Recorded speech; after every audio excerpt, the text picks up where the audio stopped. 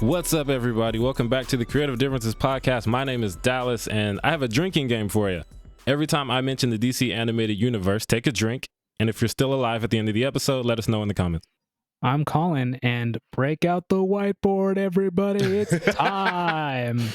We're doing it again because DC doesn't know when to stop. And I'm Demi, and I'm really looking forward to whatever James Gunn has in store for us for this new DC universe. Yes.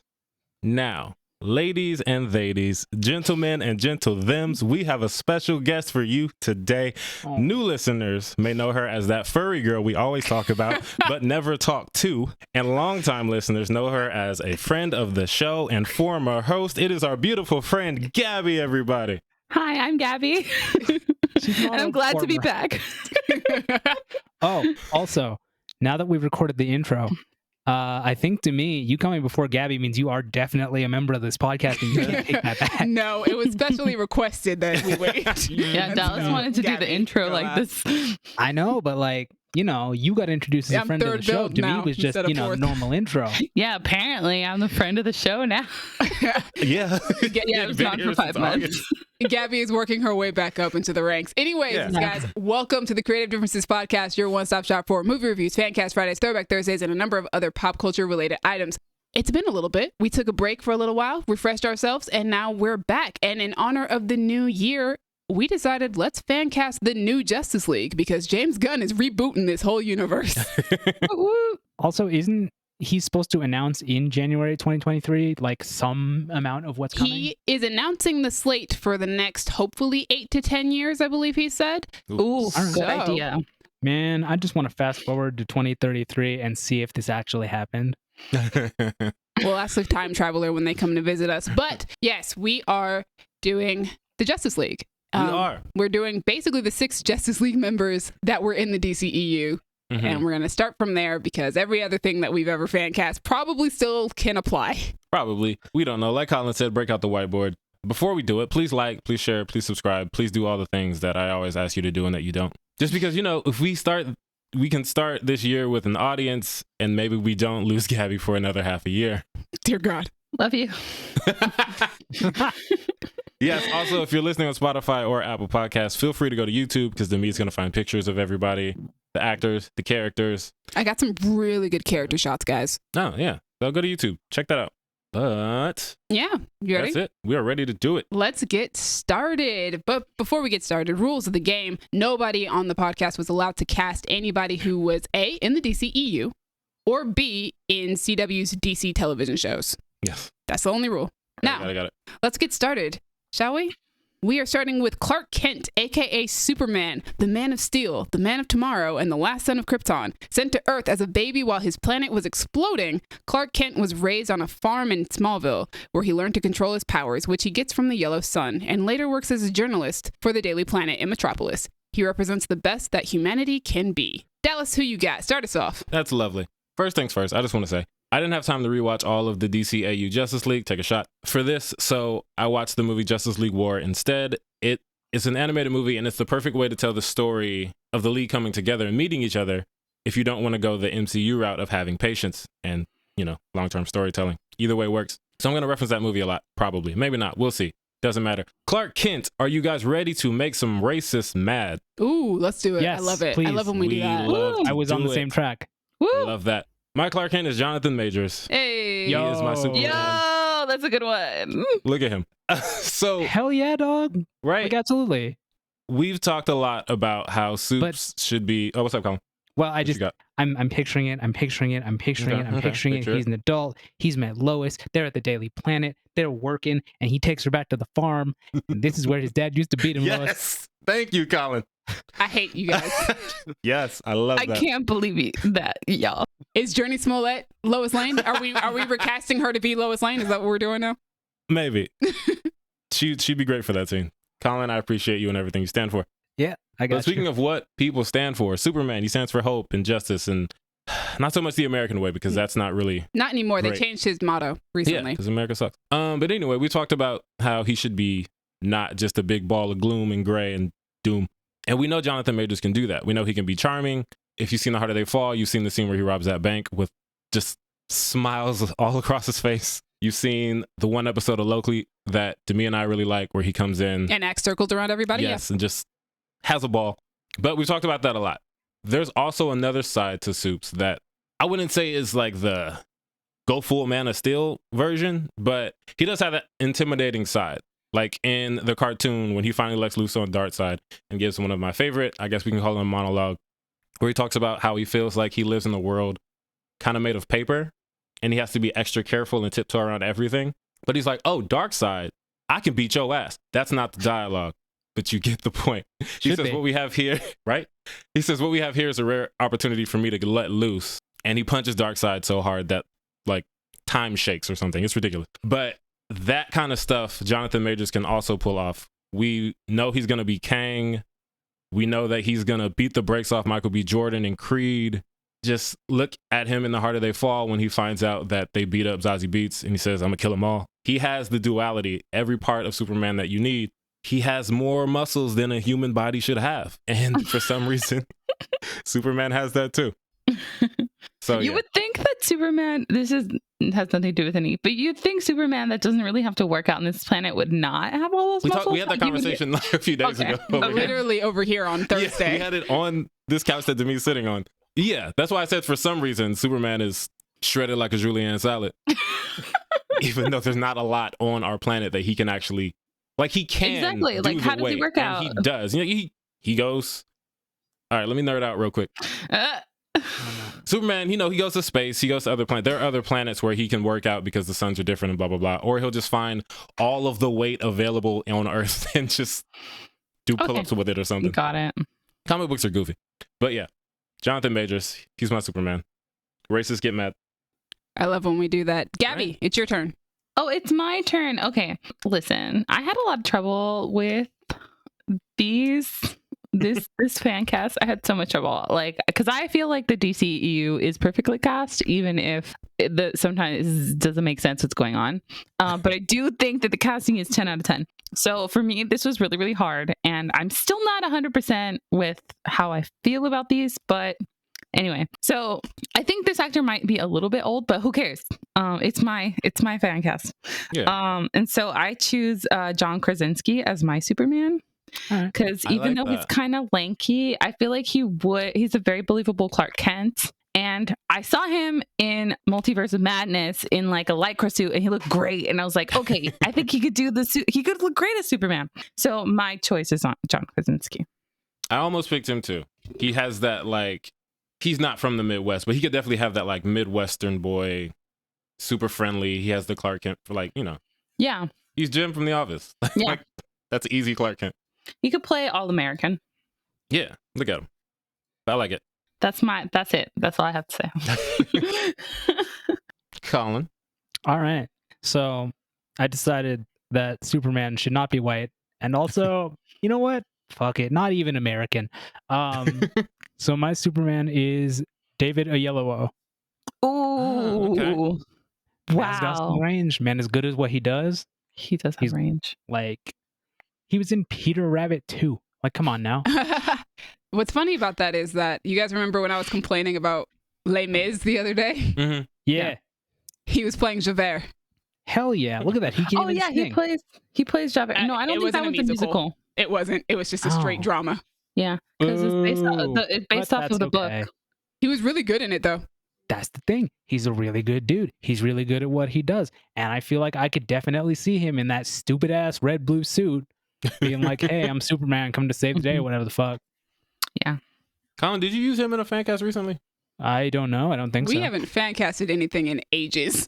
I guess relatively recently. Like, okay. I don't know. Maybe I'm having like not. deja vu of like you saying his name and be like, huh, interesting. Wouldn't have thought about that. Yeah. Shout out to Martin Luther King. He deserved an Oscar nom for that, and I was so mad when he didn't get one. You know what? And we are recording this on the day before MLK Day. Look at that. Oh, you're right. For our people. All right, guys, that takes us to me. I took James Gunn's We're Going for a Younger Superman very seriously. Mm-hmm. So my entire fan cast is like younger. Okay. And it was a very hard like balance of, I want you to be younger than the people that we currently have in the DCEU, but also not so young that you look like a high schooler. Right. So basically late 20s, early 30s. It was like my age range that I was going for. So my Clark Kent, funny enough, was my Superboy back when Henry Cavill was Superman. And I figured, you know what? Let's upgrade you. Let's just make you Superman. It works. My Superman is Thomas Doherty, most well known probably for the Descendants movie, the new Gossip Girl television series. He was in High Fidelity. He's fantastic. He's great. And I'm glad to know that he can do an American accent because I was very concerned about that until I saw him on Gossip Girl. Mm. Yes. Also, I've seen this man break open a watermelon with just his fist. So, All right. there's a video. Fisted a watermelon? He fisted a melon. He punched a watermelon and then it split in half. He fisted a watermelon. All right. Sure. That's what There he's you go. into. Now we know. But yeah, I love Thomas Doherty. I think he's a very talented actor. He's also very charming. I would love to see him play a character who is, I guess I would say, less chaotic than I've seen him play before. Because Descendants, he is playing the son of James Hook. So that just comes with chaos. And Fair. then Gossip Girl is Gossip Girl. So I'm sure that he's just chaos.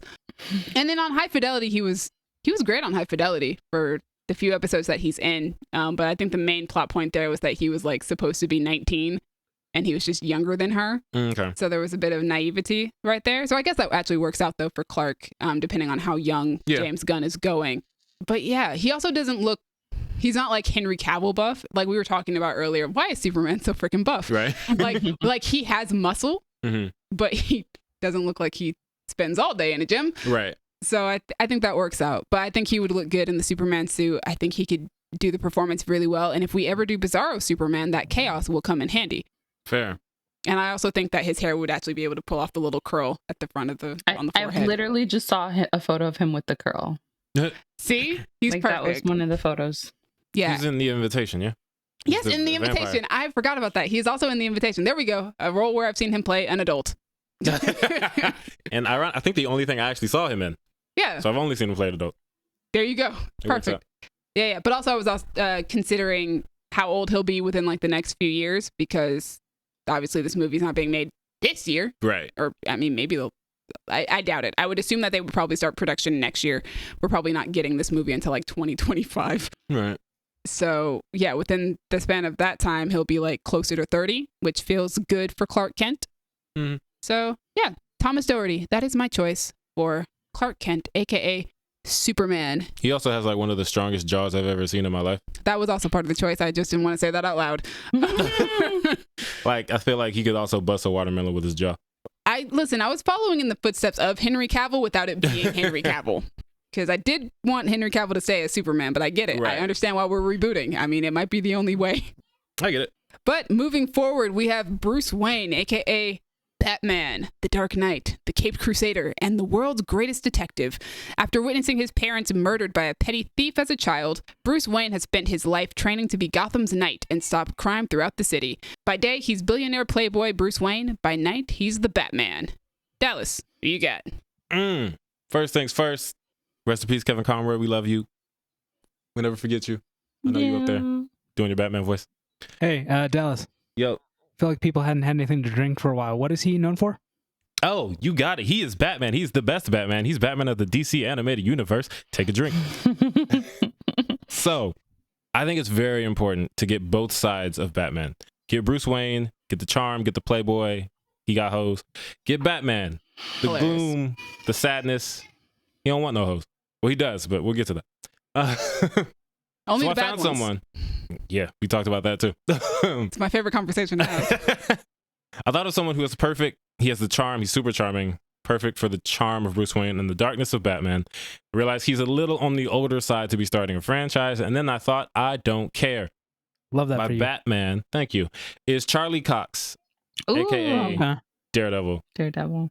He's so good. Like, his Daredevil, when he is running through hallways, running through the streets, beating people up in all black or all red or yellow, depending on what you're watching. Hey, He has all of that angst, the fighting ability, the visceral, like, ah. But then, if you've seen She-Hulk, that scene where he comes into the courtroom in like 20 seconds, charms the hell out of everyone in the courtroom, watching the show, on the internet complaining about it. He was just so great. And he's just I love Charlie Cox. And freaking Spider-Man, when he comes into that one scene, every line he has, I'm a really good lawyer. Like, nigga, shut up. We love you. He's just so good. Like I said, I was watching Justice League War, and there's a moment, the movie kind of starts with him and Green Lantern meeting each other. And they decided Green Lantern, they're going to take the douchey route, which was hilarious. Batman, being surly as he always is, he tells him to shut up or something. And then Green Lantern says, oh, someone forgot to take his true blood tonight. Because people think Batman's a vampire. Batman says, I'm not a vampire. He's like, what, super strength? No. Can you fly in a plane? And then he says, wait, you're not just some guy in a bat costume, are you? And Batman stops, turns around, and gives this little smile. And Charlie Cox would kill that. He's so good. But yeah, Charlie Cox, he's my Batman. Gabby, Okay. that means it's your my turn. So I still I did choose a white man. That's forgiven. fair. I So, feel like Bruce Wayne should stay white. Yeah, no. I'm going to preface it with this man is white. He just doesn't have a white sounding name.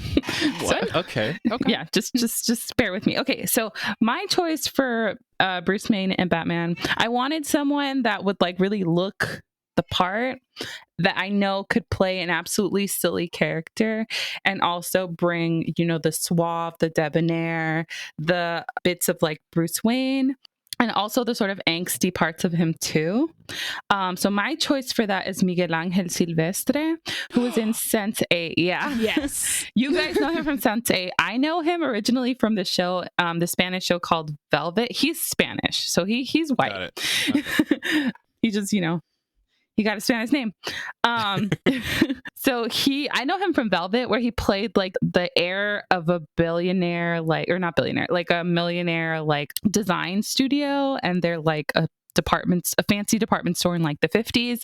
And he's got a lot of daddy issues. So I've seen him play basically, that part of Batman before. He was sort of this like melodramatic actor in Sense8, and he's been in Narcos. He's been in a few other things where you see him kind of play debonair, you see him play charming. So I know he has it in him, and he does have the like Bruce Wayne look, especially at premieres. So that's why I chose Miguel Angel Silvestre. Nice. Colin, what you got? Hello. So one of the things that I do, the thing that I do when it comes to fan casts is I look up other people's fan casts and go, you know what? That'll work. Yeah. And so that is how I construct my list. It's a great time. You should try it. I was done in 5 minutes. All right. So, Wait, time out, Colin. Yeah, what's up? Did somebody cast Martin Luther King as Superman? No, I think they cast him as somebody else. Okay. And I was like, you know what? Sure. Got it. Okay. Anyway, my Batman, Bruce Wayne, that bitch, is Carl Urban. Oh, that's a good one. He just channeled the boys, his angstiness in that show. That's a good one. The only reason I didn't pick him is because of his age, but like, he would be a fantastic Batman. Yeah, I mean, I feel like he could absolutely do that. I mean, he can definitely do that. I'm Batman, I gotta kill you, even though I don't kill people because I'm Batman. But he could also be really suave and charming when he needs to be. 100%, he could pull that off and look good doing it. Want to see him punch some people. Throw some batarangs. Did they have batarangs in the DCEU before everything fell to shit? Yes. Yeah. Nice. There's one in nice, Shazam, as a matter of fact, because right, Freddy has collected one. Yeah, the kid has one. Oh yeah. Okay, good. Good. And also, Batman throws one at Flash. Yeah. Yeah, he like watches it in slow-mo because he's the Flash. Yeah. Got it. Nice. I like it. I love that. To me, who's your bats? All right, guys. So about half of these characters I have two options for. Batman is one of them. Because Batman was a really hard one for me because my favorite Batman is literally Robert Pattinson, and he's still ongoing. That's not ending anytime soon. So yes.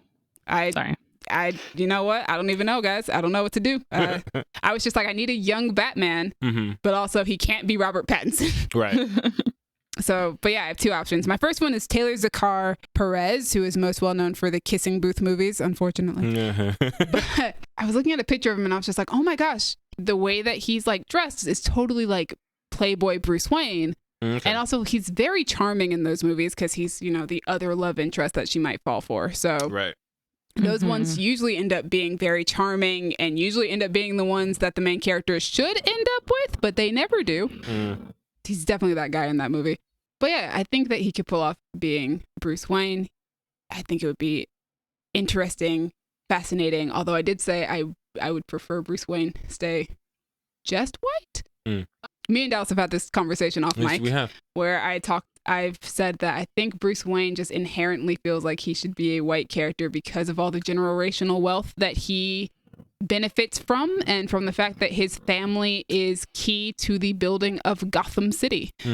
And that just unfortunately feels like an area of life that people of color are not quite at yet. Give us another few generations and we'll be there.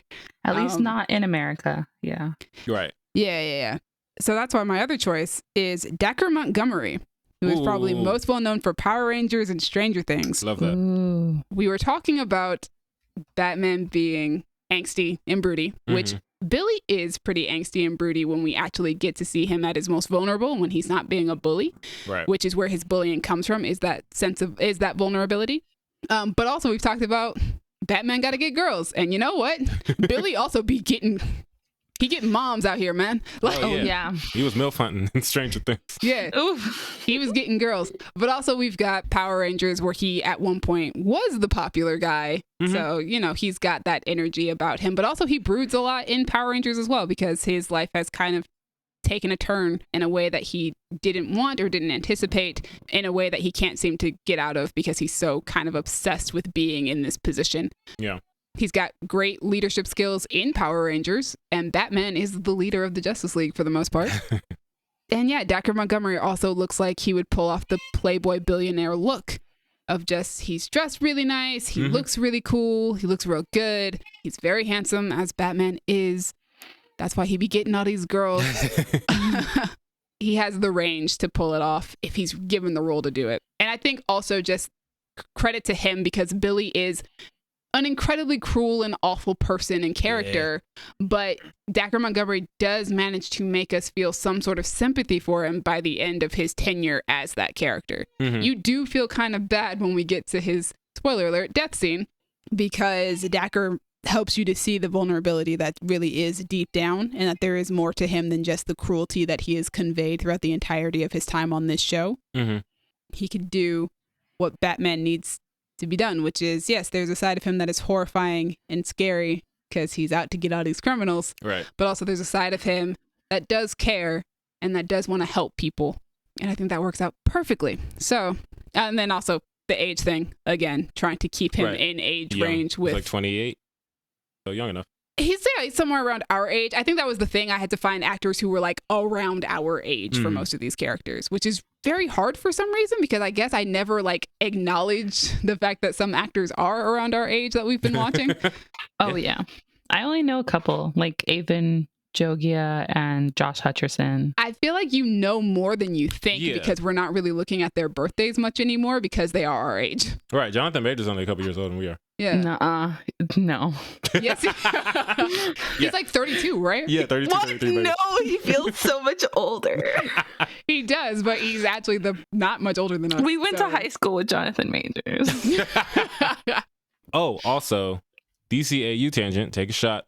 Boom. Dacre Montgomery was the second character I cast for Batman Beyond who then aged out because he got too old. It's going to keep happening. But now he's old enough to play Batman. Exactly. He's like, okay, you're too old for that character. Now you can be But you're old Batman, enough to be the other Batman. young Batman. Yeah. So it works out perfectly fine. So yeah, Dacre Montgomery is my other choice, which takes us to Diana Prince, aka Wonder Woman, Princess of Themyscira, Goddess of Truth, and the warrior to end all wars. Created by Zeus and born on an island of only women, Diana Prince left to the world of man and became a symbol of justice in her attempts to protect the world with her lasso of truth, invisible jet, and the gifts bestowed upon her by 6 of the Greek gods. Dallas, who do you got for Wonder Woman? So this one, I was like, ooh, it'd be fun to get someone Greek, someone of Greek descent. Yo, same. And I was like, well, I don't want to cast Jennifer Aniston. It's And hard. I don't want to It's so cast hard. Maria Menounos. And I'm running out of Greek actresses. So I didn't do that. I have two Wonder Womans. Neither of them are Greek to my knowledge. The first one is, and I think I'm going to get her name right, but maybe not, Elodie Yung. I love Elodie Young. She's great. Oh, she's Elektra. She's Elektra. She is a black belt in real life, which That's always a Ooh. bonus for me when casting characters who beat people up for a living. Yeah, we've seen her as Elektra. She's this perfect combination of deadly and alluring, and that's Wonder Woman. And you give her a sword instead of 2 sai, and boom, look at that, it's Wonder Woman. Also, I cast her way after I cast Charlie Cox, so I wasn't planning to do the Daredevil Elektra thing, but Wonder Bat is one of the best things about the DCAU. Take a shot. And if they did it again, that'd be an added bonus just to see them. It's so funny how much I don't ship them. I know, but as someone who grew up watching that show, I was like, oh, this is so good. I would love it. And we already talked about how I love Charlie Cox, and freaking Elodie's awesome too. Actually, you know what? I take that back. I'm not going to say that I don't ship them. I'm indifferent to the fact that ship exists. That's a better way of phrasing it. Not shipping it feels like I dislike them, and that's not true at all. Right. It's just not on your radar. It's it ain't on my radar it's like over that. there chilling. I have enough ships for Batman. He be Batman. He got him. My second Wonder Woman is Olga Kurylenko. Oh, our new Taskmaster. Yes, I first noticed her in Black Widow when they ruined Taskmaster, and she wasn't a character in that movie, but she did have hands. Give us until 2024. We got time. Right. So I'm sure that we're going to get to a point where, they let her be an actual character. That's not why I cast her. I saw her in a movie called High Heat, which it's certainly a movie, but aside from not liking that movie, she was fantastic in it. She plays an assassin who's also a chef. She runs a restaurant, but she'll kill you if she needs to. So she's kind of like a cross between Colette from Ratatouille and what Colette from Ratatouille would be if it wasn't a kids movie, because she seems like she kills people too. The mystery chef, the French lady, yeah, the guy who killed a man with his thumb. No. No. The woman he likes. I'm saying that's who she would be. Oh, you're right. Oh, you're exactly. right. So Olga's playing like those two characters in High Heat. It's like everything I said about Elodie. She's dangerous. She's gorgeous if you actually like look at her outside of the Taskmaster, like when they had to burn up her face and all that. And she has that friendly like charm that Wonder Woman can have when she's not slicing you in half with a sword. Sorry I couldn't find anybody Greek, but I don't know y'all like that. Moving on to Gabby. Yes, it's me, Gabby. Okay, so I also wanted to do what you guys did, right? Greek actress. It's fucking hard to find a Greek actress that works in America. So instead, I was like, you know what? I still want brown actress. Let me look around. Actually, like remembered Moon Knight and May Calamawy. Oh yeah, May Calamawy in Moon Knight, and she kicked ass. Okay, she did, and she's brown. I just feel like she'd make a great Wonder Woman, especially with that character that she played in Moon Knight. I've also seen her in Rami. Yes. And a couple of other things, actually, that I can't remember right now, but she's great. I feel like she's a really strong actress, and I saw her kick butt in Moon Knight. So the range is there. She's already playing a superhero, and now the U.S. isn't allowing non-compete clauses. So, haha. That was about to be illegal. So, woo. While it is illegal, I'm still trying not to compete. So I like people having their chances. That's true. But so that's why I chose May Calamawy. I feel like she'd be great. She's a really great actress, and she showed that she can lead an action TV show really well. I like it. Colin, what you got for us for Wonder Woman? Alrighty, everybody. For Wonder Woman, I figure if somebody's played a superhero once, multiple times, they can do it again. So, my Wonder Woman is Jamie Alexander. Because, yeah, that makes sense. That's a common fan cast. You know she can do it. She kind of was already doing it with Sif. I almost defaulted to her, but then I thought, let me try a little bit. But she would do it well. We know she would because she did it already. Exactly. She did it once. She can do it again for a different universe. Ha ha, bitch. We in this. Lord Jesus. Shut it down. All right. I love how sassy you are today, Colin. Every day of his life. Especially today, though. I think it's just because you haven't really talked to Colin in a while, but this is normal. This is Colin. Yep. Oh, okay, got it. Used to the more reserved Colin. I think he got sassier as he moved into the snow. That makes sense. As he got colder? Yeah, the cold is making him sassy. That's what happens. Oh, that's right. She had a shot at playing Wonder Woman. That makes sense. Who did? Or something like that. Jamie Alexander. Oh, I was like, I remember ooh. her name being like officially associated in some capacity, and that being that she lost the role at some point. I don't remember how that happened. I'm not going to read the whole article right now. Anyway, my choice. This is like the one choice that I'm super, super, super excited about and would love to see happen. My choice for Wonder Woman is Simona Tabasco, who is most well known at this point for The White Lotus. She was frigging fantastic in season 2. Oh my God. I loved her so much. The Italian girl. Oh my God. She was great. She was brilliant. Ugh, Yeah, I also wanted to find a Greek actress. Could not find one that I either knew or was really feeling as Wonder Woman. Right. Yeah. So I was like, all right, let's go for like somebody in the Mediterranean region at the very least, because Themyscira it's a Greek island, but it's, Mediterranean. I had just finished watching White Lotus at the time when I fan cast this, and I was like, oh, she would be amazing for this.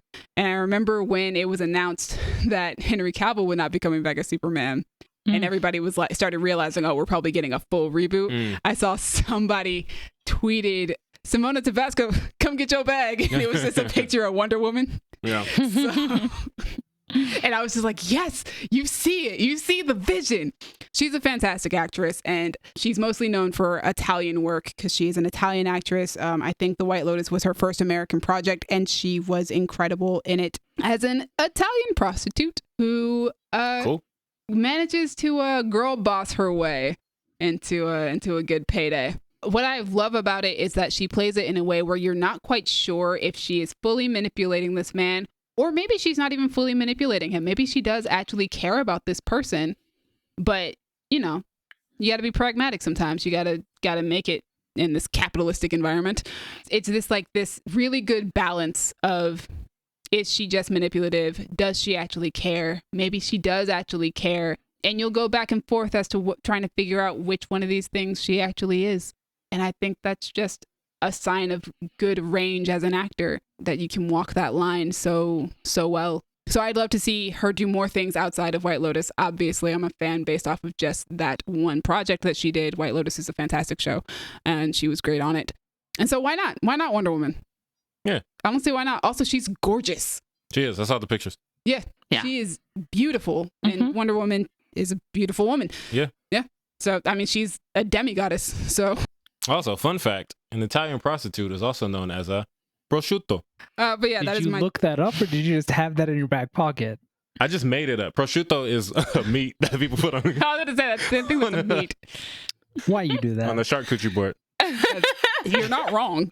I mean, he's prosciutto. not, but why? Because he felt like it. I like making jokes about, I like doing this with my hand. Gabagool, prosciutto. Oh, my Lord. But yes, that is my choice for Wonder Woman. It's probably the most exciting choice that I have on my list. It is Simona Tabasco as Wonder Woman. James Gunn, get on it, because it's great to get new talent into these movies and stuff like that. And she is relatively new to Americans. Yeah, I've never heard of her. Yeah. Oh, White Lotus is great. Yeah, White Lotus is so good. She just came off of an Emmy-winning, Golden Globe-winning, I believe, show. So Nice. Yeah, it basically like swept its category. yeah, and she's so charming. I think a lot of people came out of it like really enjoying her character and kind of rooting for her. So yeah. Also, eat the rich. Speaking of eating, does she have an endorsement deal with Tabasco hot sauce? I don't think so. Honestly. She should, right? She Your should. na- That Your name, name is like- Tabasco. She Yo, should. Tabasco, I hope she get on starts that, selling right? us Where y'all at? Tabasco. I might buy it if she is. But yeah, let's move on to our next character, which is Arthur Curry, aka Aquaman, King of the Seven Seas, Protector of the Oceans, and Commander of the Seas. Born to a human father and Atlantean mother, Arthur, or Orin, is the bridge between land and sea, a diplomat dedicated to ruling his kingdom and protecting people regardless of whether they're land or sea dwellers. Dallas, who you got? So the boulder is conflicted when it comes to Aquaman. conflicted. Because Jason Momoa, he's having a great time. I'm having a great time watching him. Yeah. But as someone who grew up watching the DCAU, take a shot. That's not Aquaman. Jason Momoa is playing Lobo in the water, and we all know it. That's why he's going to be Lobo in the new DC As he universe. should. Aquaman doesn't look, talk, or sound like that. And I always thought that someone who would be great as the version of Aquaman that I was used to was Chris Hemsworth. Because if you took out the frat boy in Thor and just upped the regality of it, that's Aquaman, but in space or whatever. Like, he looks like him. He's swole as hell. He's arrogant. He's a royal figure. But two things: he might be retired, and I didn't want to go from Polynesian to white. If we started white, cool. I'm fine with staying white, but we don't want to go. Aquaman is now Polynesian, and then we do a reboot, and now he's an Aryan. It's not a good look. I don't think James will do it. I'm not gonna do it. So then I was like, who's Polynesian? The Rock? No, he's already Black Adam. I mean, he probably ain't no more, but right. He'd also make a great Lobo, but that's not what we're talking about. So I struggled for a bit, and then I thought, you know what? I'm just gonna go for it. Roman Reigns is my Aquaman. I considered it for such a long time. I thought about it for a long time. I was like, bro, this look at guy. him. Look at that dude. Yep, that's a great choice. Right, like, snap. Look at that nigga. Think about me. I'm super into wrestling from the era I grew up watching. Roman Reigns is not from that era. No, he's rather new, isn't he? Yeah, he's like one of the new top guys. So I spent a lot of time looking up promos that he's done this morning on YouTube because I don't watch wrestling anymore. And it's interesting because in recent years, he went from the wrestler that all the fans hate to the wrestler that fans love to hate. And what that means is he's part of the same wrestling family that The Rock is part of. So, nepotism, yay. But also, look at him. He can't not be a wrestler. Yeah. But they wanted him to be the baby face, which means the good guy. They wanted him to be the hero. And they tried to force him on the fans. And the fans were like, no, this dude has all the charisma of a piece of bread and we don't like him. Make him go away. So then they thought, all right. Let's let him play a heel. That means bad guy. And he's great at it. He's so good. And now the fans, they boo him because they're supposed to, because he's the bad guy, but not because they dislike him. But they're like, yes, we love like, he's really good at this. So now he's one of the guys that everyone actually likes. Aquaman often comes in with, for lack of a better phrase, I'm that nigga energy. And Roman has that so much in all the things I've seen him do now that he's been a heel. So I think he can come in with that arrogance that I'm that nigga. All you people putting trash in my water, you're all going to drown. Welcome to the splash zone, ladies. And ladies. And men, everybody. So the more I thought about it, I was like, yo, this really works. I can see it. Roman Reigns could be Aquaman. So yeah, he's Aquaman because why not? Speaking of splash zone, Gabby. See, what you got? What I got? Okay, basically, I was in the same boat as you guys. I was like, I can't make him white. That's racist. That's racist. Or like it's not, but it feels racist. You know, have you seen those Twitter exactly? What's not racist, but it feels like it. Yes. Yeah, making Aquaman white again. Yeah, it feels racist, even though it's canon. So I was like, do I know any Polynesian actors other than The Rock and Jason Momoa? And it turns out I know like 4. Recently, I saw that Daniel Logan, he came back to Boba. Yeah, he came back to be Boba Fett, right? Young Boba Fett. He's been Boba Fett for a long time. Yeah, he like does the voice, but I think he came back for the live action show, right? That was him. Whatever, he's still acting. He goes to Star Wars Celebration. He's around. I would cast him as Aquaman. That's true. He was at Star Wars Celebration. I actually saw him in person. So, was he with the Obi-Wan group? He was with the Attack of the Clones group. I went to the 20th anniversary celebration for Attack of the Clones. I went to that panel, and he was on that panel with Tamora Morrison. Got it. That makes and a number of other people who worked on that movie. That makes more sense. Yeah, he was in the Book of Boba Fett. Oh, okay. I wasn't crazy then. Playing younger Boba Fett, obviously. He was there. Yes. And I'm like, he's older now, but he's not like that much older. And he's Polynesian. It's a good choice. I have seen him act before. So then, I mean, that's why, because I've seen him act before. He's Polynesian and he's about the right age. Again, there's not that many. There should be more, I feel like, but there's not as many. So my options were limited, but that's what I chose. I feel like Dallas's choice was so far the best, though. I'm gonna be honest. Thank you. Colin, who you got, man? Colin, who you got? Gabby's wrong. Dallas's choice is trash. What? Listen, we all know that there is one choice. I'm worried. And that choice. You ready for it? Are you ready for it? I don't think you are. I don't think you are. Keanu Reeves. Oh, I was considering it, but I was like, he's too old. Who cares? I care. It's Keanu Reeves. Like, come on, dog. See, I, unlike Dallas, think that the Jason Momoa Aquaman is like peak. He's wonderful. We love it. He's so silly. It's great. Yeah, because you don't care about the source material. Yeah, fuck the source material. I love it. I also think he's peak. I'm like, of course, the guy that's in the water. It's either Aquaman or I wanted Tenochtitlan, but you know what? It's too close. I almost did that. I almost did that. Listen, I was like, it's perfect. That's two on the nose, pigeonhole guys. him. Yeah. That's also what I didn't want to do. I was like, he's too great of an actor. Yeah. It had to be somebody along a coast, but not like a blonde-haired, blue-eyed Aryan. Like, no. Anyway, that's why I think Jason Momoa's peak as well. I feel like Keanu Reeves would have similar energy, but calmer, unless he needed to beat some ass. And then he's John Wick. Look at it. It's perfect. That's such an interesting choice. I can't say that it wouldn't work, but I also don't know if I can say it would. I mean, I'm not going to call it a good choice, but I love Keanu Reeves. Just like in general, I love him. He's great. So I never want to say that he's a bad choice. But what a choice. What a choice. I think it's a great choice. It is a choice. Thank you. But also, because Colin insulted mine, knowing nothing about it, I will insult Colin, but not his choice. Keanu Reeves is great. Colin, you trash. That's fair. That's fair. Yeah, that's fair. This man is almost 60 years old. He is timeless. All right, Joe. So I've got two choices for Aquaman. All right. My number one would be a Polynesian actor, but I could not find any that I was like, yes, that one. Just didn't happen for me. At least not one that I could confidently talk on. Mm-hmm. Never want to go into one of these fan casts and not know what to say about somebody. Yeah. So I have two, though. My first one is David Alvarez, most well known for Steven Spielberg's West Side Story. So talented. He's so great in West Side Story. And my thought was I wanted an Aquaman who could portray just that leadership and that, like, what it takes to be a leader. I mean, he's a king. I wanted somebody who could pull off that kingly stature, but it was believable that people would want to follow him. Right. And I believe that in David Alvarez, when you watch West Side Story and you see this gang of boys that are following him basically to death, you believe it. You believe that these people would follow him and his charisma, and he's a good guy, but also, like, he's just trying to survive out here. Just that energy that he gave in West Side Story was really good for this character, for Arthur Curry as a king. And going in a completely opposite direction than freaking Jason Momoa's Aquaman, who I love. I adore the Aquaman movie. Mm-hmm. But yeah, like you said, Dallas, that's not Aquaman.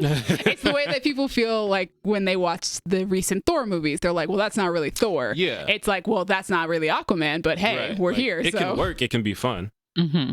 But that's not what we're doing out here, apparently. And then my second choice was Kofi Siriboe. Funny enough, who I used to know when I was a teenager.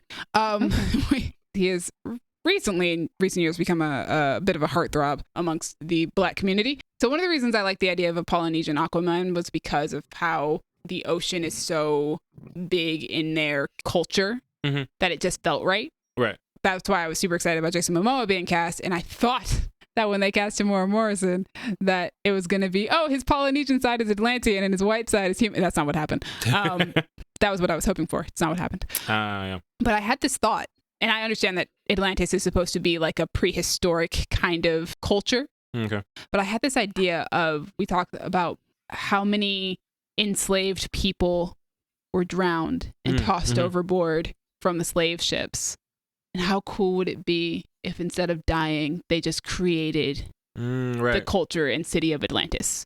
Okay. That's great. And I was like, that would be such a cool, and in the same way that Black Panther reinvented Atlantis into Talokan, and to just sort of reinvent Atlantis within the DC comics, and it takes you away from what the DCEU already did with Atlantis and create something completely new. But in a way, almost taking inspiration from Black Panther in a sort of way, because Wakanda itself is obviously African based. Right. But still a really interesting way of reforming Atlantis. So I was like, okay, having a Black Aquaman would be really cool. And so I went for Kofi because he's fantastic. I don't know if any of you guys have seen Queen Sugar. He's amazing on that show. He's really, really good. Most people probably know him from Girls Trip, where he played Jada Pinkett Smith's love interest. Got it. Yeah. Women love him. He's very attractive. He's got the beard, which I prefer Aquaman with a beard for some reason. I can't explain why. Same with David Alvarez. I would want David Alvarez to have a beard. But yeah, I just thought that would be a fun little twist on Atlantis. Kofi is a fantastic actor, and I've seen his range mostly through Queen Sugar. I can't even explain how good he is on that show. Like, you would just have to watch it, and I really love his character on that show and his relationship with Bianca Lawson's character. He can do the anger, but also the sweetness and the compassion and the drive and ambition to want to do his family proud and to continue on the legacy and to not be so underestimated. And I think that works in Arthur Curry's favor because he also was raised human, but is ruling the kingdom under the sea. So there are probably people who underestimate him, who doubt him, but he proves himself to be a really good king every single time. Well, most of the time. Right. Most of the time. So yeah, those are my choices for Aquaman. Nice. Also having some fun reinventing and reimagining certain places. All right. Yeah, that'd be dope. Before we move on, as we told you in the previous episode, Colin moved to Witch Mountain and the witches got him, so he's gone now. Just know from this point forward, Colin is not here. We hate it had to be him. All right. Next up on our list, Barry Allen, aka The Flash, the fastest man alive, the Scarlet Speedster, and the Crimson Comet. With his father wrongfully in prison for murdering his mother, Barry has become a forensic scientist for the police, saving people in his day job and super life, and hoping to one day use his skills to get his father released. Dallas, who you got for Barry Allen? I have two Barrys. My first Barry is Miles Teller. I love Miles Teller. And I've seen him play a scientist in a movie that could have been good, but then wasn't. And I've seen him play a charming smartass in pretty much everything else. And he's really good at both. Take a shot, DCAU reference. I grew up with Wally West as my Flash, so I didn't know a lot about Barry until I saw Grant Gustin. And he was great, but, you know, we're not taking them from the TV. Also, that man has been doing this for 9 years. Give him a break. It also means that, unfortunately, it means if you bring Grant Gustin in to play the Flash, I will not accept Stephen Amell coming back to play Green Arrow. I just won't. You know what's funny? I was going to make a joke earlier about him being my Batman. But I didn't want you to flip over everything. He'd be a good Batman. They were trying to have him play Batman when Arrow started. I'm just saying, if they make him Green Arrow, I have to flip the table. We're done. But yes, I don't see that happening. So from what I do know about Barry, he's a scientist. He's friends with Hal Jordan. He's funny. Miles Teller can do all that. My other choice, who I came up with first, probably just because I keep seeing him everywhere, is Nicholas Hoult. Everything I said about Miles applies to Nicholas as well. Oh, he's great. Yeah, I've seen him play a scientist. He was playing Beast in the X-Men movies. I've seen him be charming. I've seen him be really off-putting in The Menu recently. It's like everything I said about Miles, except I've seen even more range from Nicholas Hoult. Yeah, he's been around for a while. Right. I think they both make great Barry Allens. And I'd be down with either one. Woo. Those are my Barrys. Gabby, who you got? Okay. My Barry Allen. I was like, I want someone young and someone that I know has some sense of comedic timing, but could probably play brooding as well. I chose Avan Jogia. Jogia? Am I saying his name right? Avan Jogia. He's been victorious for years, so I know he has comedic timing because he was funny on that show. And I've seen him play Broody before, you know, in Twisted and a few other things. Oh, I loved him in Twisted. I loved that show so much. I wish I had gotten more than one season. Yeah, it needed a little bit more. So yeah, that's why I chose him. And he's younger than all my other cast members. So he's going to have a little bit more of a youthful energy compared to everyone else. So that's why I chose Avan. All right, so I have the rest of Colin's list. Actually, I have his whole list, but I have the rest of Colin's list. I think he said his Barry Allen was going to piss me off, so let's find out what it is. Dear God. His Barry Allen is... Oh, maybe it's wrong. It's maybe he meant his Cyborg will piss me off. Probably. His Barry is Sam Claflin. Oh, I that's love a good Sam one. Claflin. So yeah, he wasn't talking about Barry then. He was talking about Cyborg. Okay. I love Sam Claflin. He's a fantastic actor. All right, so that takes us to my... Wait, he's Finnick, right? Yes. Okay. Yeah. Got it. That takes us to my Barry Allen. I have two. All right. Just depends on what you're going for, but both of them would pull it off. My first one is Joe Keery, most well known for I thought about that Stranger too. Things. He's good. I thought about him too. Great choice. Yeah. His hair too. Perfect. But either way, as a character, he would work very well. Yeah, he'd be a very good Barry Allen. Less so on the, well, I guess more so nowadays. His character on Stranger Things, I think like when the show first started, he would not have been a really good Barry Allen based off of that. No, but as a douchey. He was so douchey. I hated him in the first season. But as the show has gone on, he's definitely become more of a Barry Allen type. But also I think more so for me, not his Stranger Things character, but his character in Free Guy.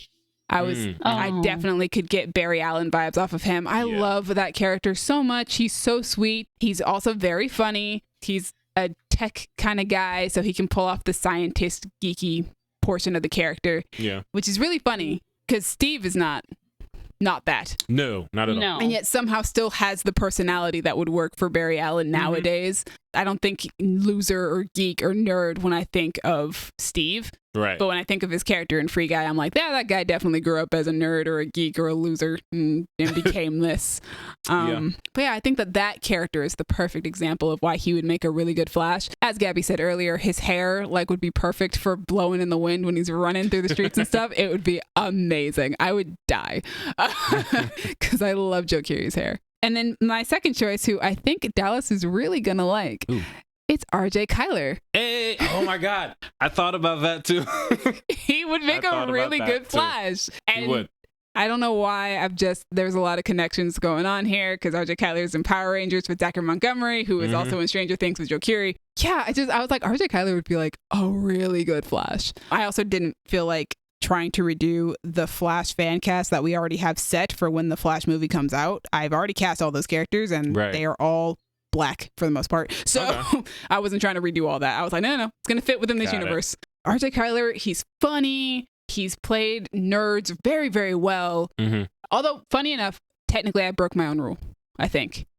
I think he was on Black Lightning for a short amount of time. Oh. But I think he was a bad guy. I didn't know that. Yeah. Oh, yeah, he was on there somewhere. Todd Green. I don't know who that is. See, so it's so not memorable that I'm willing to accept that. Fair. Also, I had another choice anyway, so it's fine. I compensated for my mistake with my rules that I created. But RJ Kyler, so good. Like, just watch The Harder They Fall, watch Power Rangers, just about anything that he's done except for maybe Black Lightning.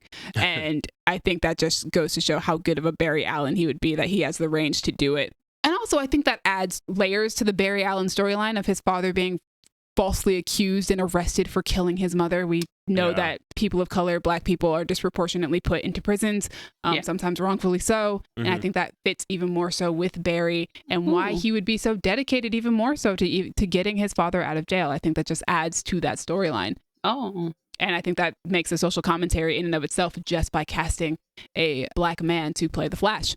Also, to throw a tag onto yours, if you've seen him in Emergency, which came out last year, everything you're saying, after seeing him in that role, it works even better. Yeah. I think you would like that movie too. You should probably watch it. I'll put it on my list of things to watch. Nice. I love it. I love both of those. I know. I was so happy. You know what? I'm actually very happy with my Flash choices too. These were these would actually be really, really good Flashes. Really good Barry Allens at the very least. Yeah. But yeah, that ends our segment on the Flash. Next up, we have Victor Stone, aka Cyborg, a high school football star turned superhero. After a car accident that left his mother dead and him in critical condition, Victor's father rescued him by using experimental technology, creating Cyborg. Victor struggles with his humanity as a being who is now mostly tech, but it never stops him from saving lives. Dallas, who do you got for Cyborg? All right, so my Cyborg growing up was from the show Teen Titans. You do not have to take a drink because that's not from the same universe as the other stuff. But you can for fun if you want to. Yeah, if you just want to drink responsibly, but do your thing. So yeah, as much as I love the fun booyah shouting Teen Titans version, that's my version. If you listen to what Demi just said, it's very sad. So like, there's gonna have to be that potential for the angst, the pain. Every time we've seen the story told recently, it's like, yeah, if he came out just, ha-ha, booyah, it would be a little strange, given what he just went through. And that was the good thing about the Teen Titans shows. We don't really see their origins. We learn about them. We didn't even learn about his, actually. But like, yeah, like a horrifying incident. Starfire was sold into slavery by her sister. Beast Boy lost his parent. Like, it's all bad. But that's just how superheroes work, typically. Exactly. But I needed someone who can do the angst, but also can do the fun version as well. So I picked Kelvin Harrison Jr. because he's a really good actor. And the thing that really stands out to me... Is it Waves, Dallas? It's Waves. A movie that I have feelings about. We have a review for that, guys. You guys can check it out after you're done here. Man, yeah. That movie, I don't know how I feel about that movie. He's really good in it, though. He has moments toward the beginning where he's like, he's an athlete in high school. He's doing his thing. He's like Cyborg. He's happy. He's going to the beach party, listening to Kendrick Lamar, backseat freestyle. It's very fun. And then the rest of the movie happens. It's like, oh, no. But you get both sides of what you need from Cyborg. He's also in It Comes at Night, Assassination Nation, Loose, which he's terrifying in that. Across the board, he's a really good actor. And I think he could definitely pull off Cyborg. He's 28, so he shouldn't be playing a high schooler anymore. But I can just make my Cyborg in college. The same thing I did for Firestorm when we did that. But yeah, he's great. Shout out to Kelvin Harrison Jr. He was also in Cyrano. I didn't watch that. He's That's about still to on play my list of things to watch. Chevalier too. Sorry. Yes, he is. I'm Okay, super what? excited about that one. Me Chevalier. too. He was a black violinist, cellist. Oh, I saw the He was a black trailer for composer. that.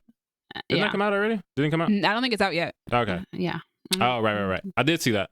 He's also going to play Scar in the Mufasa prequel. Yeah. What? I can't wait. There's gonna be a He's Mufasa also- prequel? Yeah. By Barry Gabby Jenkins. hasn't been here, so Gabby's been Sorry, gone. I have been gone. And he's BB King in the Elvis movie, which I didn't see that's that either. true. That was really good. He's not really in it He's much. just been but it's really working. good. He's been working. Also, while we're here, he played Fred Hampton in Trial of Chicago 7. So he could, like, looking at his roles for the last few years, he could be the next Chadwick, because Chadwick was like Jackie Robinson, Yeah. James Brown, and heck, Yeah. this guy's been Fred Hampton, BB King, Chevalier now. Chevalier, like, Those movies Scar. would just have to be like a lot like bigger in the public yeah, eye. he's gonna have to start. But you know, he'll get there. Anyway, that's my Cyborg. Gabby, who's your cyborg? My cyborg. Okay. I needed somebody with the range, just like Dallas was talking about. I only watched like part of the first season of Insecure, but Jay Ellis really stuck out as Lawrence and like his depression. He's so good. And he was in Top Gun Maverick and he was having a fantastic time in Top Gun Maverick. Like he was like almost unrecognizable to me. I was just like, I know him from somewhere. What do I know him from? He was Lawrence. And I was like, he's so different. And I was like, the range. So that's where I was like, he can do it. He can do both. He can do the, struggling with his new identity, and he can do the booyah of it all as well. Because he did basically booyah in Top Gun Maverick. Like he was having the time of his life. There's a video on YouTube of him playing his first ever game of D&D, and it's fantastic. I love it. Ooh, I'm going to need that link. Yeah, he's playing with Deborah Ann Woll and a bunch of other actors. Ooh. I think Deborah was actually his DM for that game. She was his DM? Yeah, she's a fantastic DM. She's like one of my favorite DMs to watch, actually. There's like a charity thing every year, and they just do like stuff where celebrities will play D&D, and it's fantastic. Okay. And so he played his first ever game, and it was joyful. I love watching people play D&D for the first time, especially celebrities. It's just so amusing. Yeah. Yeah, especially actors. Like I get actors and voice actors playing that because they can really embody a character. That makes sense. Anyway, so he has range. I know he can do it. Nice. So I'm assuming this was the choice that Colin thought was going to make me angry. I will explain my feelings afterwards. Okay. Ray Fisher. I'm only angry because he just explicitly ignored my rules. Oh yeah, that's definitely what he meant. Mm-hmm. Only because you ignored my rules. Like that's the only thing I really He said care don't about. pick anybody from the DCEU. And That's he was like the first Cyborg. Same Cyborg. first rule. First rule. And with all the drama that Ray Fisher is, kind of trying to start with James Gunn, I highly doubt that'll happen. So Definitely won't happen. But if we said that to Colin, he'd be like, I don't care. because Colin doesn't care about Colin any of doesn't this. care. There's a little bit of that feels a little like nihilism, but not. But Colin will never know what our reactions are anyway because he doesn't listen to our podcast. He does So, not. moving on to my cyborg, this was incredibly difficult because I was already looking. First off, my cyborg is in Teen Titans. I do not want him in the Justice League. He is a Teen Titan. Okay, I got you. He was only put on the Justice League recently when they did the reboot for the New 52. He has been a Teen Titan member longer than he's been a Justice League member. He's a Teen Titan member in my universe. Only reason that I didn't put him on the Teen Titan list is because Dallas thought he should be on the Justice League list.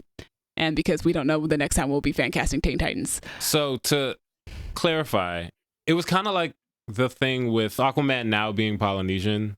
I don't want to take that away. Just like I don't want to take away Cyborg's Justice League status. Most of the fan base know him as a Teen Titan and don't like him They as a do. Justice League member. So I mean, I don't really go by the fan base because, we have some weird we have things some about weird that. things about that. But like most of the fan base ignores the fact that he's a Justice League member anyway. I'm So just not here for the black erasure. literally, how many people did I cast who are black to be characters? in Yeah, my but Justice like League? the character who's always black. And it's, I think, Guys, the only character in the Justice Cyborg- League who's always black. Cyborg is a Teen Titans member. Anyway, Not anymore. the but- hard part was doing the age thing where I'd already said most of my Justice League members have to be around my age. So around 30, a little bit younger, a little bit older. But then if I'm making him a Teen Titan member, he's got to be even younger than yeah. that. Literally on my drive over to Dallas's house today, I changed who I had as Cyborg because I thought of a really, really good option. And I think Dallas will like it too. It's Jabari Banks, most well known for Bel Air. Interesting. I could see that. He's got the dramatic chops to do it, as we have seen on Bel-Air with the scenes with, the dad issue. And we talked about that scene quite a bit, where we talked about how it was originally done in The Fresh Prince. It's an iconic Fresh Prince moment, Will talking about how his dad doesn't want him. Mm-hmm. And then we get the season finale of Bel-Air, which still kind of recreates those moments, but in a different way, and in a way that is still poignant and doesn't feel like they're just trying to copy what was done originally. Mm-hmm. And Jabari Banks plays it so well. He plays the anger, the sadness, the daddy issues. Guess what? Victor Stone has all those things. He sure does. So he would play that off very well. But like you said, I do eventually want him to get to that booyah phase. Yes. And Jabari Banks absolutely can do that. Mm-hmm. Just from the beginning of the show Bel-Air, watching him be this real cocky basketball player and just enthusiastic about life, and he's very vivacious, and he has the comedic timing and the chops to pull that off too. He has the best of both worlds that you need to play Cyborg. And instead of being a basketball player like he is in Bel-Air, he would just have to be a football player. Yeah, easy switch. Easy switch. He does both. He does it all. He's really good, and he still looks like a teenager, so I can put him in my Teen Titans. He would be great. He would be He'd a really fantastic good. He'd be really cyborg. good cyborg. So yeah, my choice is Jabari Banks, and that ends all of our official casting choices. I have some bonus castings. I know that Dallas also has one. Yes. So let's start with yours, because yours will take less time. True. Yeah, let's hear them. So I have one bonus casting, and the only reason is because we already did a Green Lantern fan cast. So we're not really going to go back and do that again. So that's the only reason why I do it now. You guys can go check out our Green Lantern fan cast after this is over. Yes. And here's a disclaimer. My Hal Jordan, I picked him because, I thought he was very good for the role. I think we both have the same Hal Jordan. He might eat people. Yeah, we had the same Hal Jordan. Not in a fun way. So just know that there were no I eat people allegations at the time. There were none. So I figured let's switch that out just in case he does in fact eat people. So my new Hal Jordan. There are some other allegations as well that would also discount him from these lists. Yeah, all allegations, if they're true, we don't want him anywhere near anybody. So especially my women. new Hal Jordan is Zac Efron. Oh, interesting. Because like I said, I never would have guessed that one. Right? Like I said, I was watching Justice League War, and first, take a shot. DCAU. My Green Lantern's always been Jon Stewart. I grew up with him. Me too. He's black. He's Phil Lamar. He's great. Yeah. So for me, Hal Jordan was just a white dude who dresses like the Green Lantern. I love Ryan Reynolds, but I didn't watch that movie until like the last few years. So I didn't really have a lot of Hal Jordan experience. And the one that sticks out to me is this movie where he's just this douchey but competent superhero. And Zac Efron would nail that. He could do it so well. His character in Baywatch, like, he's hilarious. He's silly. He's shredded like a julienne salad. It's true. It's all true. And he and Miles Teller played best buds in the movie The Awkward Moment. Or That Awkward Moment. I think it's The Awkward Moment. Awkward moment. Is it That Awkward Moment? I think it's that. Either one. And that's kind of the movie that made me fans of both of them. So I would love to see them as best buds again, because Hal Jordan and Barry Allen are friends very often. And just seeing them on screen as buddies, it would make me so happy. So funny that is your go-to like best bud for Hal Jordan. I'll talk about mine in a little while. Okay. Yeah, I was like, all right, Hal. Yeah, he's a white guy with the ring. But yeah, my Zac Efron. Also, I really like Zac Efron. He's funny. He's great. He's charming. Let's get him in some more stuff. Also, he's never played a superhero from my understanding. So, which is crazy. He's overdue. He really is. All right, cool. We're going to go on to mine because I have several, because I knew that there was no way that we were going to be fan casting all of the love interests of some of these characters. And I also wanted to go back and also recast my Green Lantern, as well as cast a Green Arrow that would be more age appropriate for this universe, even though I've already cast Green Arrow before. Okay. So let's start us off. Lois Lane. I chose either Zoe Deutsch or Jessica Henwick.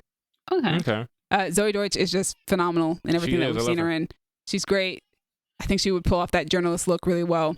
Mm-hmm. Jessica Henwick, somebody sent me a tweet that somebody posted about how she would make a fabulous Lois Lane. And the moment I saw that tweet, I was like, oh, you're absolutely right. I can see it. And if Marvel's not going to bring her back as Iron Fist, they should. But if you're not going to bring her back as Colleen Wing, then I would love to see her as Lois Lane. She would be really, really good at it. She's fantastic. She recently was in Glass Onion. In case you guys have not seen Glass Onion yet, she's wonderful. We have Selena Kyle. I chose Adria Arjona or Tati Gabrielle. Oh, nice. Yes. Adria Arjona, because I've recently become a huge fan of hers based off of her performance in Andor. She was fantastic in that. And I was just like, yeah, let's do it. I also like the idea of a Latina Catwoman, as I kind of explained the last time that we cast Catwoman. We've done that before as well. And I think 2 out of my 3 Catwomen were Latina. And of course, the one who wasn't was the one who got cast in the Batman. Yeah. It was like, such on point casting. Asa and Anna both did test read for it, so I was on the money. But you had Asa last time. I had Asa and Anna de Armas last time, and Zoe Kravitz. And now I have Adria. Yes. I have Asa's counterpart, her doppelganger. Twice. I got her doppelganger. Exactly. And then Tati Gabrielle, who I'm a huge fan of from The Chilling Adventures of Sabrina. She was great in Uncharted. She can do that seductress thing really, really well. She's really good with action sequences. She's just really, really cool person. I would love to know what voice she would use for Catwoman, because the one she uses on Chilling Adventures of Sabrina is apparently not her real voice, and it freaks me out every single time. I cannot believe it. I'm astounded. Oh my gosh. But also, there's an interview that she did where she was talking about Eartha Kitt and how much of a fan she is of Eartha Kitt. And Eartha Kitt has played Catwoman, but also people have said that she would make an amazing Eartha Kitt if they ever did a biopic about her. So it was like, yes, it just feels perfect. It just feels right. Next up, we have Steve Trevor. I chose Corey Hawkins because Corey Hawkins is amazing. That'd be dope. Corey Hawkins is amazing at everything he's been in. I liked him in the 24 spinoff series. He's great in The Heights. He's fantastic in Straight Outta Compton. Like, everything Corey Hawkins does, he's phenomenal at. So, hey, let him be Steve Trevor. I think he'd be great. I could definitely see him playing like a military man. It would be dope. He's also done it a couple of times because he was in Kong Skull Island. No, he's not a military. Sorry. I think he's a nerd in that one, isn't he? Eazy-E was the military guy because they had the Eazy-E from Straight Outta Compton as well. But then Six Underground, he's kind of closer to, I think, a military. I've never seen Six Underground, which is funny because Adria Arjona I have as other Catwoman. Aces enough. Absolutely. But yeah, he's good. Yeah. I have Mira. My Mira is Olivia Cook, who is probably now most well known for House of the Dragon, but also for Ready Player One and a couple of other movies that she's done. I'm basing this mostly off of the fact that I'm a huge fan of hers now that House of the Dragon has come out, and she is phenomenal as Alicent Hightower. That is a completely different type of role than Mira, but she does have to have a queenly stature about her because Mira is the queen of Atlantis. Also, Olivia Cook is a redhead, typically. This is true. She would look amazing as Mira, and she's just a phenomenal actress. I think that she could probably do whatever you throw at her. So, hey, give her a superhero role. It'd be dope. Next up, we have Iris West. I chose Greta Oniogu, who is most well known for All American. She plays Layla. Okay. I really like her on that show, and I think that she would pull off the reporter that Iris West is. I had to find somebody who could believably be the childhood friend of Joe Keery or RJ Kyler. Right. She could do both. Also, it would be nice to see her play an adult character because I've been watching her play high schoolers for a while now. Yeah, and she's grown. Yeah, she's grown. She was on an episode of Degrassi. Oh my God. And like, when I say an episode of Degrassi, like back from when I was still watching Degrassi. Oh my goodness. And playing a high school student. And I was just like, what? Forever Young. How? That Forever Young. Remember the episode came out in 2006. Yes. Goodness. This only occurred to me when I was rewatching it, and I was like, why does that actress look so familiar? So I went to go look at the IMDb page, and I saw her name, and I was like, shut up, not Layla. That is wild. She's 31. Yeah. Is she? Her filmography on Wikipedia, the TV section starts with Degrassi and ends with All American. So she starts in high school and ends in high school 16 years later. Oof. Yeah, let her play Iris West, please. But once again, I also was trying to make sure that regardless of who I had as Barry Allen, still got a black cast for my fan cast that can still work. So we're good to go. And then next up, I've got 2 heroes. As I said, I wanted to recast. My first up, my boy, my second favorite DC character of all time, the man, the myth, the legend, Oliver Queen, aka the Green Arrow. I chose Austin Butler. Elvis? Yes. Okay. Elvis. I've also seen him in a few other things like Aliens in the Attic. He was fantastic in Elvis, and that voice, oh boy, just, yep, we love to see it. Also, it was rumored for a while that he was up for the role of Oliver Queen. I know he wants to play a superhero because the rumor is that he's advocating for him to play the Human Torch. I know you want to play the Human Torch, but you would be a perfect Oliver Queen.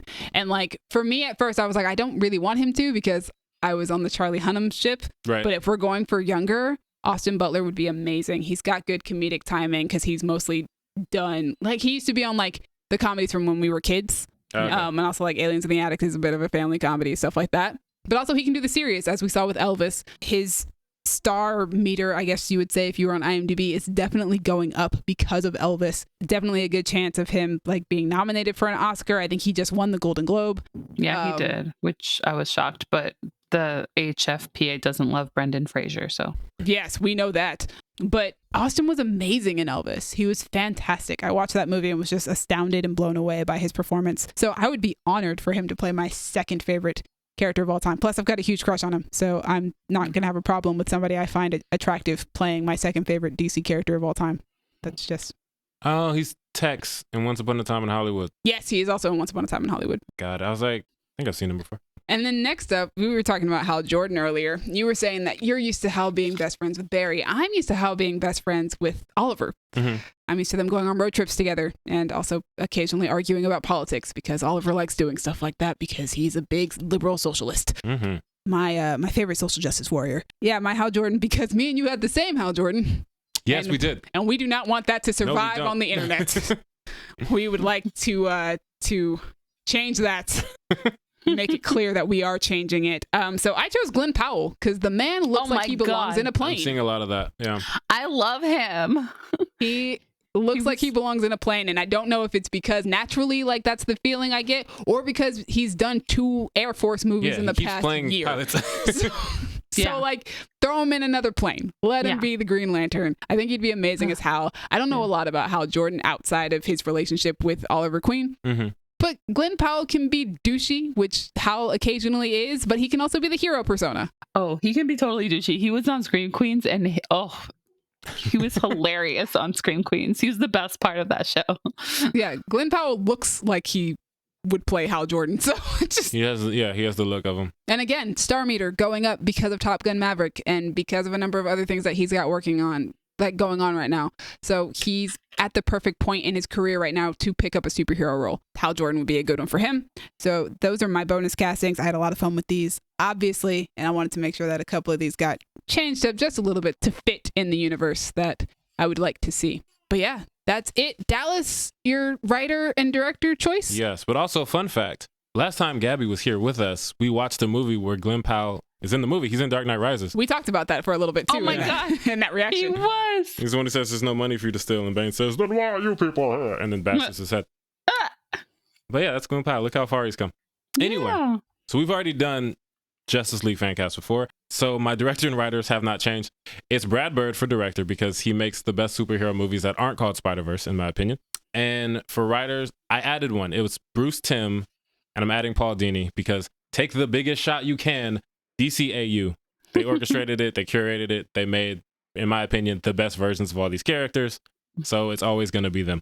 So yeah, take the shot. If you're still kicking, good job. You're strong. I don't drink, so I don't know anything about that. But yeah, we did I hope you guys had some water with those drinks. Chase it with something. We did it. Thank you, audience. Woo. Thank you for listening to our Fancast. It's been a while since we did one. And we're happy it was this one. Thank you, Crown Digital, Brandon, and Io for putting us on Spotify and Apple Podcasts. Demi, thank you for editing, putting us on YouTube, finding all the pictures, trying to fight through Colin's difficulties. Difficulties of Wi-Fi and also just ignoring my rules. Colin's going to be difficult in one way or another, or all of them. Gabby, thank you for returning. Woo-woo. I thought you quit and just were waiting on a chance to tell us. No. Here you are. I did want to come back. We got Gabby back and we're excited about it. Yeah, audience, what'd you think of our Fancast? Who would you choose? Are you mad at me for Black Superman? If you are, just keep on crying. We love it. I don't mean to be antagonistic, but if you're mad about Superman being black, then I do mean to be antagonistic. Anyway, yell at us in the comments or hit us on Twitter at y'all_different, Instagram and Tumblr at Creative Differences Podcast, Facebook.com/Creative Differences PC, or TikTok, because we have a TikTok, at Creative Differences Pod. Last drink. If you want to talk about the DCAU, find me on Twitter and or Instagram at a king name symbol. Hey, if you're like, oh my God, Gabby, you're back, and you want to congratulate me about it, you can find me on Instagram at Stegosoria. Hey guys, you guys can find me on Twitter at Dreamy Films. Dreamy is spelled DREEMI. I've literally been tweeting about the same thing for the last 2 weeks, yes, so I'm so sorry. Actually, no, I'm not. I'm really not sorry. Every time I open Twitter, it's like, oh, Demi's tweeting about Willow again. Tune in next week because we will be doing a review for Missing. Dallas will also be telling us about a Millie Rockin' Doll. Oh yeah. And I will be talking your ear off about Willow, and I cannot wait. She's been talking. I've been jonesing. Let's go. I am here to counteract all the hatred on YouTube. That's what we're here for. Counteract the hate on the internet. Positivity. Woo. That's what we believe here. That's our motto. It's been different. Bye. Bye. So, Gabby, Ooh. Oh, while we goodness. have you here, Oh gosh. I'm going to give you an opportunity to either A, tell the people why you've been gone, or B, make up a reason. Whatever you choose. Oh gosh, I didn't know I was gonna have to make I'm this curious choice as right to what her now. answer's gonna be. Yeah. You know what? I was lost to space. I'm just kidding. That works. Whatever works. Gabby was lost in space like Colin is now.